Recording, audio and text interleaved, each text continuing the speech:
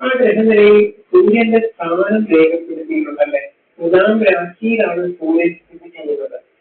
തുലാം രാശി സൂര്യന്റെ നീലക്ഷേത്രമാണ്. അപ്പോൾ ഈ ഗ്രഹനിലയിൽ സൂര്യൻ നീലം ഭവിച്ചു നിൽക്കുകയാണ് എന്ന് നമുക്ക് മനസ്സിലായി അല്ലെ? ഞാൻ ഉദാഹരണം പറയുന്നതിന് വേണ്ടി ഇവിടെ സൂര്യനെ മാത്രമേ എടുത്തിട്ടുള്ളൂ.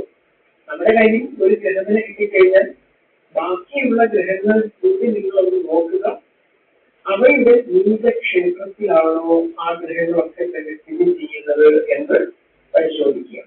അപ്പൊ നീലം ഭവിച്ചാണ് ഗ്രഹങ്ങൾ നിൽക്കുന്നത് എന്നുണ്ടെങ്കിൽ അടുത്തതായിട്ട് നമ്മൾ പരിശോധിക്കേണ്ടത് ആ നീലം ഭവിച്ചു നിൽക്കുന്ന ഗ്രഹത്തിന് നീലഭംഗം വന്നിട്ടുണ്ടോ എന്നുള്ളതാണ്. അങ്ങനെ നീലഭംഗം വന്നിട്ടുണ്ടെങ്കിൽ അതിനെയാണ് നമ്മൾ നീലഭംഗരാജയോഗം എന്ന് പറയുന്നത്. ഇങ്ങനെ ഗ്രഹങ്ങൾ നീലം ഭവിച്ചു നിന്നാൽ എന്തൊക്കെ കാര്യങ്ങൾ ഒത്തു വന്നാലാണ് നീലഭംഗം വരുന്നത് എന്നതാണ് അടുത്തതായിട്ട് നമ്മൾ മനസ്സിലാക്കാൻ പോകുന്നത്. നമ്മളിവിടെ ഉദാഹരണം എടുത്തിട്ടുള്ള ആദ്യത്തെ ആ ഒരു ഗ്രഹമായിട്ടുള്ള സൂര്യനെ വെച്ചുകൊണ്ടാണ് പറയാൻ പോകുന്നത്. എല്ലാ ഗ്രഹങ്ങളെയും നമുക്ക് ഇതുപോലെ വിശദീകരിക്കാനായിട്ട് സാധിക്കില്ല. ഞാനിവിടെ സൂര്യൻ എന്നുള്ള ഒറ്റ ഗ്രഹത്തെ മാത്രമേ വിശദീകരിക്കുന്നുള്ളൂ. മറ്റ് ഗ്രഹങ്ങളും ഇതുപോലെയാണ് നിങ്ങൾ മനസ്സിലാക്കുക.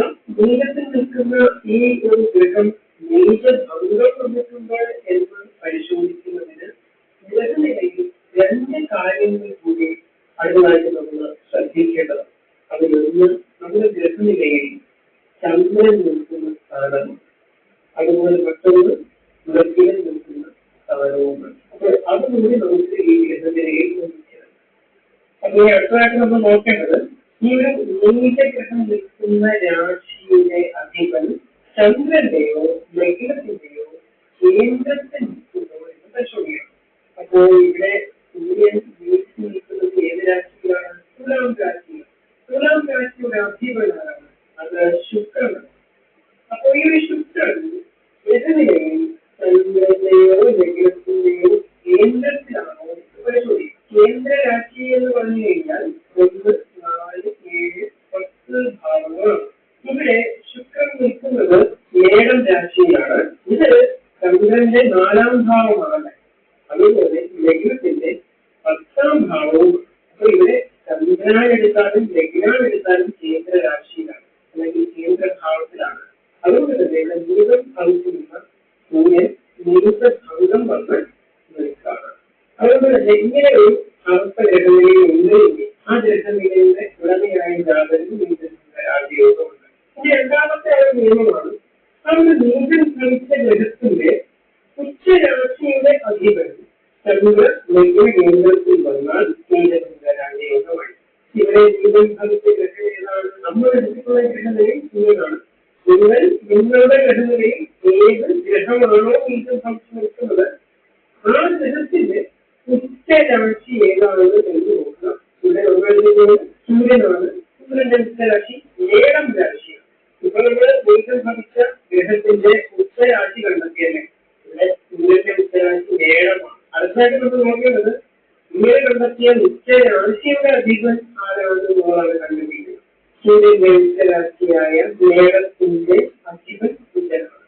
ഈ കുജൻ ചന്ദ്രന്റെയോ ലഗ്നത്തിന്റെയോ കേന്ദ്രത്തിലാണോ എന്നത് അടുത്തതായിട്ട് നമുക്ക് ഗ്രഹനിലയിൽ പരിശോധിക്കാം.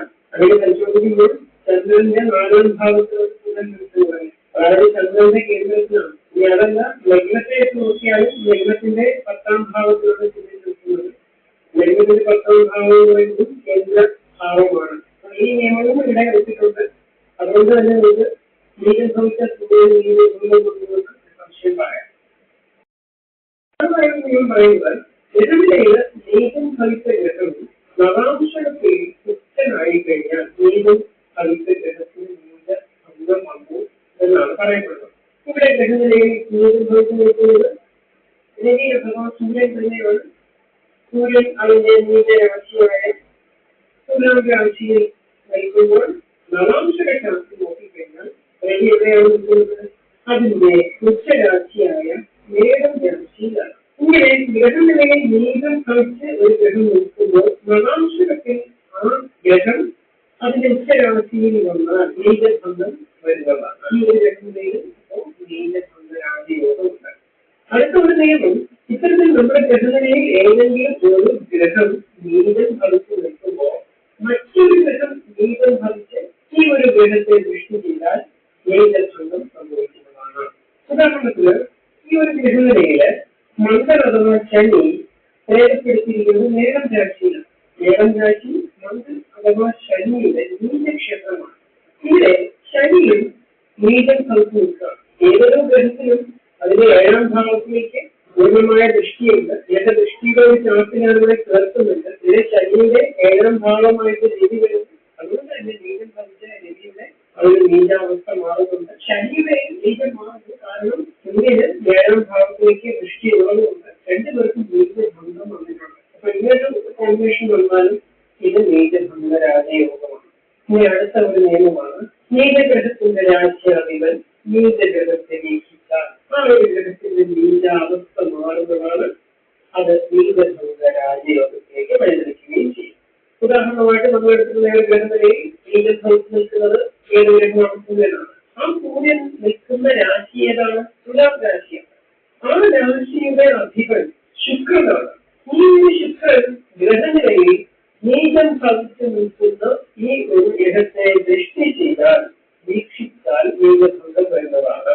ഇവിടെ ശുക്രൻ മേടം രാശിയിൽ നിൽക്കുന്നു. ശുക്രന് 7ലേക്ക് ദൃഷ്ടിയുണ്ട്. അപ്പൊ അതുകൊണ്ട് തന്നെ ഇവിടെ സൂര്യന്റെ നീച അവസ്ഥ മാറുന്നതാണ്. നീചഭംഗ രാജയോഗം നമുക്ക് സംശയം പറയാം. നീചഭംഗ രാജയോഗം സംബന്ധിക്കുന്ന അടുത്ത ഒരു നിയമമാണ് നീചഗ്രഹം നിൽക്കുന്ന രാശിയുടെ അധിപൻ നീചഗ്രഹം എവിടെയാണോ ഉച്ചനാകുന്നത് ആ രാശിയുടെ അധിപനും പരസ്പരം കേന്ദ്രഭാവത്തിൽ വന്നാൽ നീചഭംഗം സംഭവിക്കുകയും നീചഭംഗ രാജയോഗം നിലനിൽക്കുകയും ചെയ്യുന്നതാണ്. കുറച്ചുകൂടി ലളിതമായി പറയുകയാണെങ്കിൽ നീചഗ്രഹം നിൽക്കുന്ന രാശിയുടെ അധിപൻ എന്ന് പറഞ്ഞാൽ ഇവിടെ ഇപ്പോൾ നീചം ഭവിച്ച് നിൽക്കുന്നത് സൂര്യനാണല്ലോ. ഏത് രാശിയാണ്? തുലാം രാശിയാണ്. ആ തുലാം രാശിയുടെ അധിപനാരാണ്? അത് ശുക്രനാണ്. അതുപോലെ തന്നെ നീചഗ്രഹം ഉച്ചനാകുന്നത് ഇവിടെ നീചഗ്രഹം രവിയാണ്. അത് ഉച്ചനാകുന്നത് എവിടെയാണ്? മേടം രാശിയാണ്. ആ മേടം രാശിയുടെ അധിപനും അതാണ് സൂര്യനാണ്. ഇവർ രണ്ടുപേരും പരസ്പരം കേന്ദ്ര രാശികളായിട്ട് വന്നാൽ അല്ലെങ്കിൽ കേന്ദ്രഭാവങ്ങളിൽ വന്നാൽ 1, 4, 7, 10 ഭാവങ്ങളിൽ ശുക്രനും വന്നാൽ നീചം ഭവിച്ച് നിൽക്കുന്ന ഈ ഒരു രവിയുടെ നീചാവസ്ഥ മാറുന്നതാണ്. ഇവിടെ നമ്മൾ എടുക്കുന്ന ഗ്രഹനിലയിൽ രവി നീചം ഭവിച്ച് നിൽക്കുന്ന രാശിയായ തുലാം രാശിയുടെ അധിപൻ ശുക്രൻ നീചം ഭവിച്ച സൂര്യൻ ഉച്ചനാകുന്ന മേടം രാശിയുടെ അധിപൻ ബുധനും പരസ്പരം കേന്ദ്രത്തിലാണ്. അപ്പൊ ഈ ഒരു നിയമവും ഒത്തുകഴിഞ്ഞാൽ നമുക്ക് നീചം ഭവിച്ച ആ ഒരു നീചഭംഗം വരുന്നതാണ് എന്ന് പറയാം. 7ാമതായി നീചഗ്രഹത്തിന് നീചഭംഗം ഭവിക്കുന്ന ഒരു നിയമമാണ് പറയുന്നത്. ഒരു ഗ്രഹം വിഭജിച്ച രാശിയിൽ മറ്റൊരു ഗ്രഹം ഉച്ചനാകുകയും ആ രാശി ചന്ദ്രന്റെയോ ലഗ്നത്തിന്റെയോ കേന്ദ്രത്തിൽ വരികയും ചെയ്താൽ നീചം ഭവിച്ച ഗ്രഹത്തിന് നീചഭംഗം സംഭവിക്കുന്നതാണ്. ഇത് നീചഭംഗ രാജയോഗത്തിന് വഴിതെളിക്കുകയും ചെയ്യും. കുറച്ചുകൂടി ലളിതമായി പറഞ്ഞാൽ ഇവിടെ നീചം ഭവിച്ചു നിൽക്കുന്ന ഗ്രഹം സൂര്യനാണ്. അത് തുലാം രാശിയിലുമാണ്. എന്നാൽ ഈ തുലാം രാശി ശനിയുടെ ഉച്ചക്ഷേത്രമാണ് അല്ലെങ്കിൽ ഉച്ചരാശിയാണ്.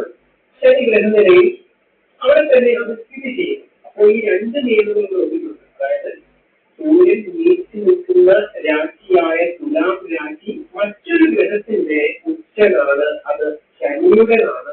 ശനിയാണ് സ്ഥിതി ചെയ്യുകയുമാണ്. ഈ അടുത്ത ഒരു നിയമം കൂടി ഒത്തുകഴിഞ്ഞാൽ നീചഭംഗം സംഭവിക്കും. ആ നിയമം ഇതാണ്: ആ രാശിയുടെയോ ലഗ്നത്തിന്റെയോ കേന്ദ്രമായിട്ട് വരണം.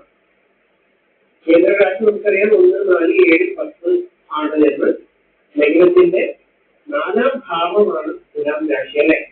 തുലാം രാശി നീചനായ രവിയുടെ നീചാവസ്ഥ മാറി നീചഭംഗം സംഭവിക്കുന്നു. മാത്രമല്ല ചന്ദ്രൻ നോക്കിയാലും കേന്ദ്രഭാവമായ 10ാം ഭാവത്തിലാണ് സൂര്യനും മന്ദനും സ്ഥിതി ചെയ്യുന്നത്. അങ്ങനെ നോക്കിയാലും ചന്ദ്രൻ നോക്കിയാലും നീചഭംഗം സംഭവിച്ചിട്ടുണ്ട്. അപ്പോൾ ഒരു ഗ്രഹനിലയിൽ നീചഭംഗ രാജയോഗം എങ്ങനെയാണ് സൂചിപ്പിക്കുന്നത് എന്ന് ഇതിലൂടെ നിങ്ങൾക്ക് മനസ്സിലായല്ലോ. എന്തെങ്കിലും തരത്തില് ബുദ്ധിമുട്ട് തോന്നുകയാണ് മനസ്സിലാക്കാണെന്നുണ്ടെങ്കിൽ വീഡിയോ ഒന്നും കൂടി ഒന്ന് കാണുക. നിയമങ്ങളിൽ പ്രതിപാദിക്കുന്ന